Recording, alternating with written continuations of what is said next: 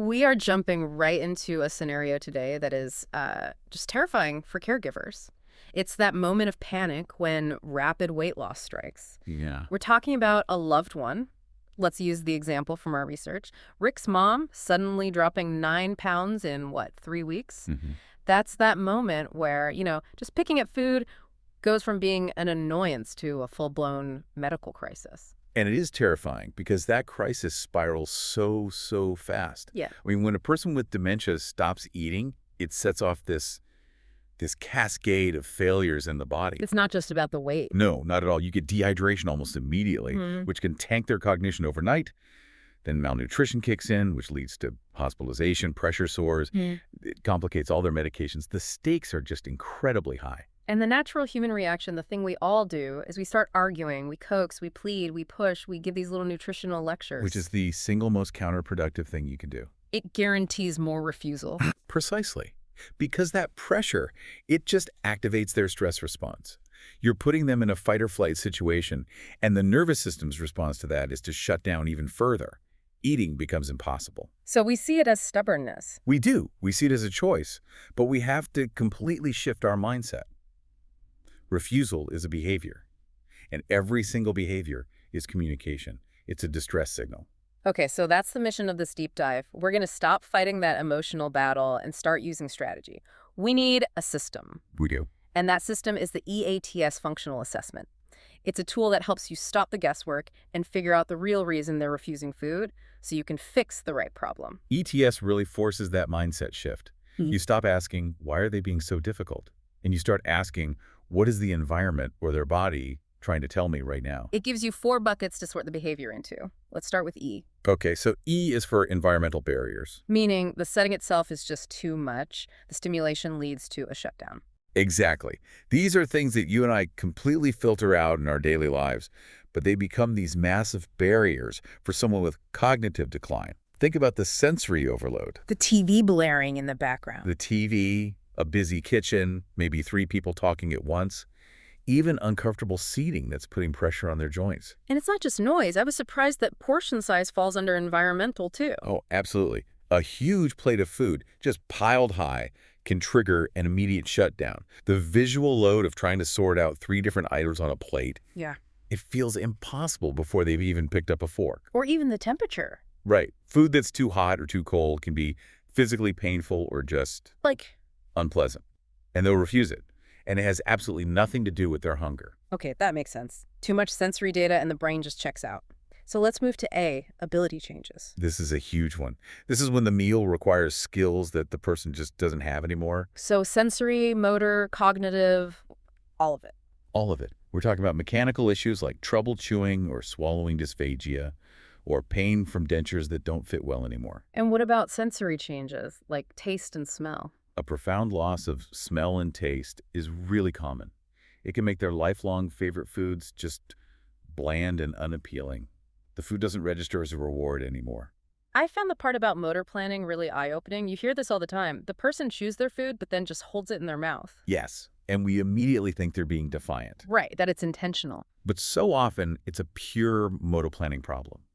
Eating is incredibly complex. It takes over 50 different muscles just to chew and swallow correctly. When dementia hits the motor cortex, that whole sequence it breaks down right before the swallow. So if Rick's mom is holding food, that's a signal to immediately switch textures. Exactly. You need things that bypass all that effort. Purees, thick soups, smoothies. If A is the barrier, you have to remove the physical work involved. Okay, on to T, task commands. This is about effort versus reward. Right. If the brain perceives that the effort to eat is higher than the reward it's going to get from the food, it just says no. So what makes a task high demand? Long meals. Complicated foods that require cutting or a lot of scooping. Even unfamiliar recipes, because they require more cognitive processing to figure out. What's the biggest clue that you're looking at a task barrier? Oh, it's a neon sign. They refuse the main meal, but then they'll happily eat dessert or a snack a few minutes later. That tells you they're hungry. They're not rejecting food, they're rejecting the work of the meal. A meal feels like a huge project. A snack is easy, predictable, and high reward. And finally, S, stress, emotion, or medical discomfort. You said this is the one we overlook the most. It is, and it's often the key. This covers anything that makes the person feel unsafe or uncomfortable. Physically, it could be hidden GI issues, nausea, constipation, side effects from meds that leave a metallic taste. And emotional. Emotionally, it's anxiety, it's sadness, it's feeling rushed. Or, and this is a big one, it's about a need for control in a life where they have very little. So pushing the spoon away isn't about the food. It's about saying, I am in charge of this one thing. Absolutely. It might be the only decision they feel they can make all day. It's a powerful nonverbal statement. I'm overwhelmed, or I'm anxious, or I don't feel well. E.A.T.S. lets you just systematically figure out which message they're sending. Okay, we have the framework for diagnosis. Now we need the action plan. Because compassion without a strategy is just, well, it's just frustrating. It is. And the core rule here is you have to replace that compassionless pushing with effective, data-driven action. And step one, you say, goes against every single caregiver instinct. It does. Step one is observe one meal without intervening. Wait, I have to challenge you on that. How can you, as a caregiver who's watching their loved one waste away, just sit there, not prompt, not encourage, just watch the food go uneaten? It feels awful. I know it does. But you have to gather clean behavioral data. The second you prompt them, you've contaminated the observation. You won't know if they stopped because of a physical struggle, an A problem, or because you added pressure, an S problem. You have to know the baseline. You have to know the baseline under zero pressure. Yeah. Was the room too noisy? Did they struggle with the fork? Did they just seem exhausted? You can't move forward without that pure data. Okay. That leads right into step two, which is critical. Change one variable at a time. Yes, because when you're panicked, the instinct is to fix everything at once. You turn down the TV, you change the food, you cut it into smaller pieces. And then you have no idea what actually worked. Exactly. You've destroyed your data. If they eat, you can't replicate it because you don't know which of the 4 changes was the key. You have to be methodical. This week, we only reduce the noise. If that fails, next week we only try finger foods. It's a scientific process. Let's talk about building momentum. Step 3. Easy first, hard later. This is all about behavioral momentum. You start with a guaranteed win, something you know they'll take. Like what? A favorite drink, a small piece of warm bread with butter, some sweet fruit, yogurt, something low effort and high reward. Get them engaged, get their mouth working. Once that momentum is going, then you introduce the more nutrient-dense, higher-effort foods. And step 4 is a big mindset shift. We have to reward the mealtime, not just the bite. The goal isn't a clean plate anymore. The goal is successful engagement. You reinforce any positive step. Sitting calmly at the table for 5 minutes, that's a win. Smelling the food and enjoying it, a win. Taking one small sip, a huge win. It removes the pressure. And the final and most important safety step. Step 5. Stop when they stop.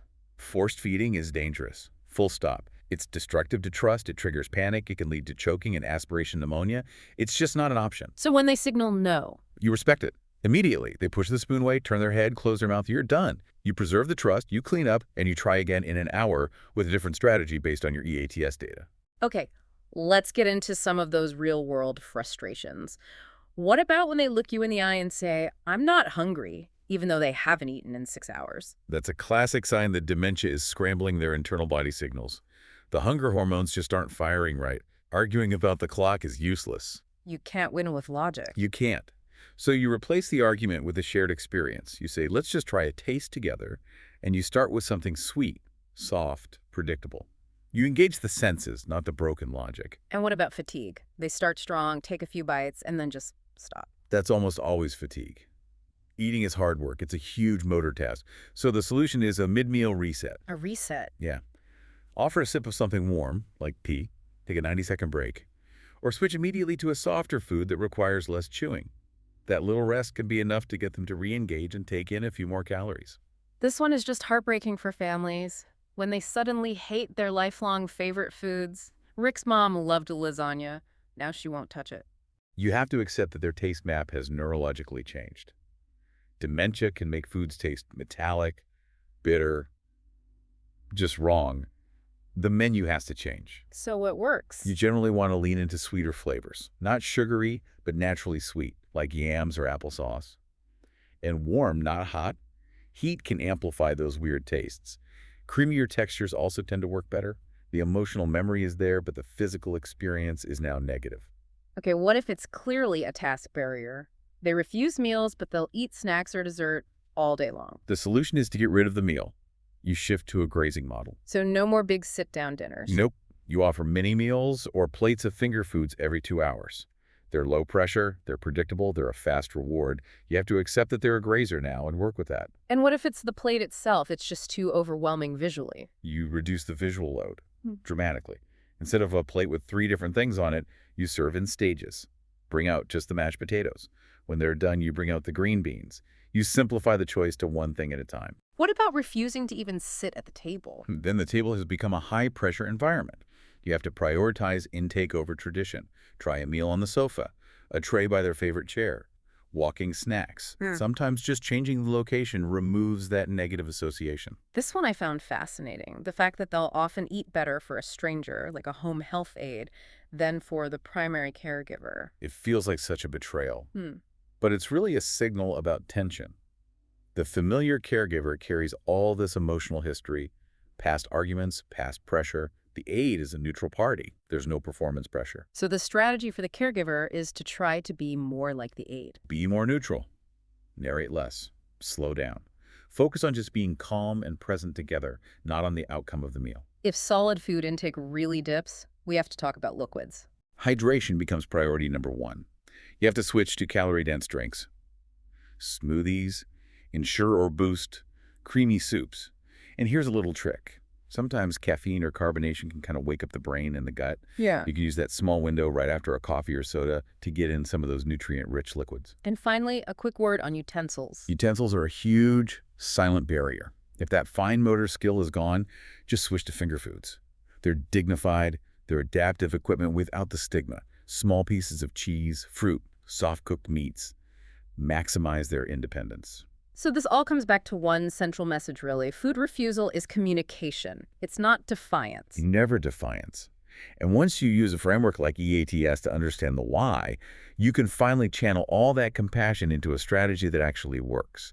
You're feeding their body and their sense of emotional safety. And while strategy is key, we have to end with the red flags, the times when you stop strategizing and you get medical help immediately. Yes, these are crucial signs of a serious swallowing problem or dysphagia. So if you see consistent coughing or choking during meals, a sudden refusal of all textures, including liquids, or if the weight loss is just continuous and rapid despite your best effort. Or if they're falling asleep during meals, if there's new vomiting, new lethargy, you need to call the doctor or a speech-language pathologist right away. Those are beyond caregiver strategies. This whole deep dive really shows that logic is, well, it's often useless in these situations. The idea of replacing a logical statement like, you have to eat or you'll end up back in the hospital, with a simple safety signal, that's a huge shift. It's the whole game. So that's the final thought for you, the listener. To really internalize the power of choosing that safety signal, that simple, let's have a little something together, over the impulse to give a nutritional lecture. It's recognizing that you're feeding the relationship and their sense of safety just as much as you are feeding their body.